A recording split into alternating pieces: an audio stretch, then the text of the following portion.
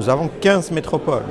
Donc la plupart de celles qui étaient déjà mobilisées dans les précédents POPSU. Et puis les nouvelles métropoles, on comprend bien que ça peut être très intéressant pour ces jeunes métropoles de s'inscrire dans cette démarche réflexive pour finalement mieux jouer leur nouveau rôle.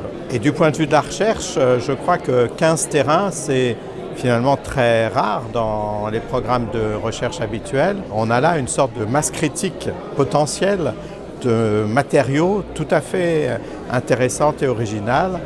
Et je pense qu'on pourra ainsi apporter une contribution savante, mais coproduite par les acteurs évidemment, tout à fait originale.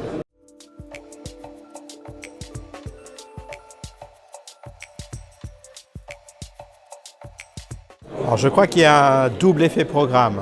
Il y a un premier effet programme qui est dû, je dirais, au simple fait empirique que souvent des métropoles ont les mêmes préoccupations.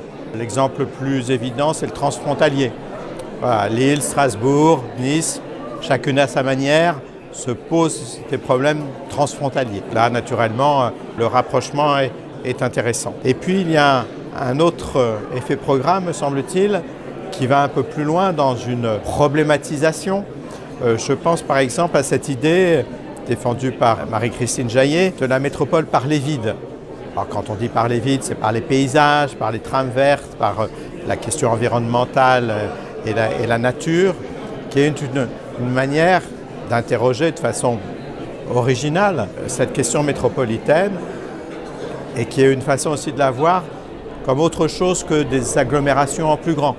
La métropole et ses vides, c'est effectivement des systèmes territoriaux à une échelle beaucoup plus large et qui trouvent une façon de se structurer ou une façon de trouver des objets de transaction dans ce système métropolitain élargi.